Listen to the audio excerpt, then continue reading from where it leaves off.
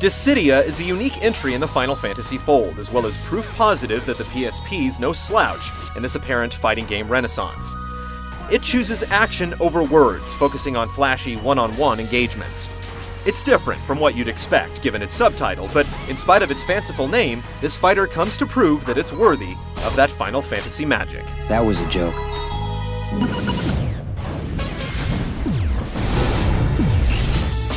Intervene and be slain!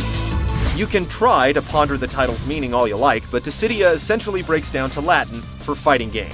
Forget party members, ATB bars, and just about everything else you've grown accustomed to. Just know that 22 heroes and villains from the Final Fantasy multiverse find themselves embroiled in a mass conflict of good versus evil, and things are about to go down.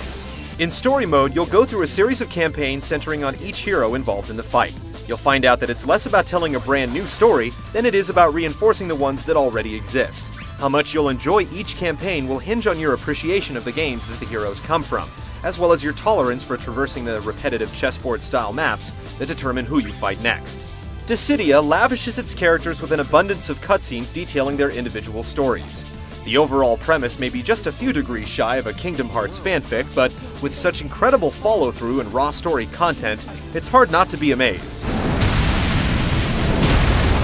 And though Dissidia, for the most part, is a fully fledged fighter, the framework binding it together is distinctly RPG-like. Engaging in each battle, be it story mode, quick play, or arcade mode, earns you several currencies that go toward various aspects of customization. Experience points level up your characters, Gil lets you buy new items and accessories, and purchase points are spent on various goodies, like alternate costumes and bonus characters. It's almost overwrought in just how much it's trying to achieve, but Dissidia's pastiche of fighting and RPG elements makes for an unexpectedly cohesive combo. Characters grow and function the way you want them to, and neat little systems like Battle Gen, which randomly creates items when you fulfill certain conditions in battle, are varied enough to transcend a rote grind. Once you get into the groove of pushing for that next ability or unlockable villain, it becomes very easy to get sucked in. On top of laying the smackdown on computer opponents, Dissidia also supports local multiplayer battles via ad hoc wireless, as well as the ability to save, cut, and export your best fights through an impressive in-game editing suite. The lack of true online play is disappointing, however. Well, fall into the shadow. I can protect everything! Though largely about one-on-one confrontations, Dissidia doesn't exactly conform to the modern conventions of the 3D fighter.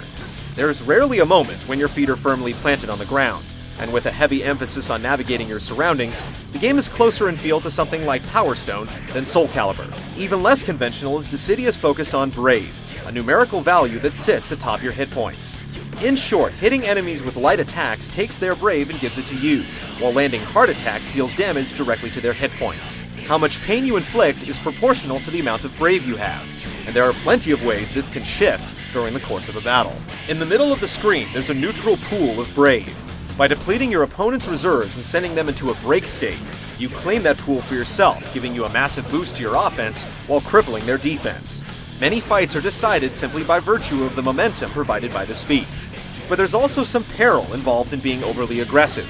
Every time you land a non-lethal blow, your Brave plummets to the single-digit range, leaving you vulnerable to a break state. And if a match comes to a Brave swapping stalemate, EX power-ups littered around the map allow you to cross the impasse with a devastating limit break attack. There's an obvious play of tug-of-war at hand. Dissidia's unique pace is all about maintaining your lead.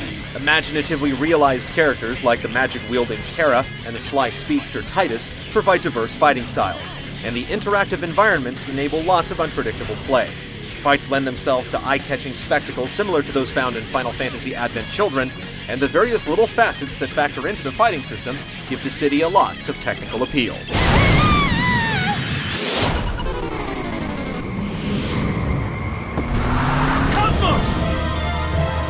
Square Enix games are widely known for their incredible production values, and for a PSP game, Dissidia definitely continues to hold the bar high. The graphics are vibrant and fluidly animated, and the frame rate holds up very well in spite of all the chaotic action on screen. The game's plentiful cutscenes are a genuine visual treat, similar to the level of detail found in Kingdom Hearts. The retro imagery it deploys in its many tutorials and menu screens strikes some serious tones of nostalgia too. Dissidia is also just as easy on the ears, with an able cast of voiceover talent lending their pipes to each of the game's major characters. The bonds between people are unreliably fragile. Cutscenes sometimes stumble on the occasional line of odd-sounding dialogue. I must do this. But the game's suite of remixed classics is definitely sure to satisfy.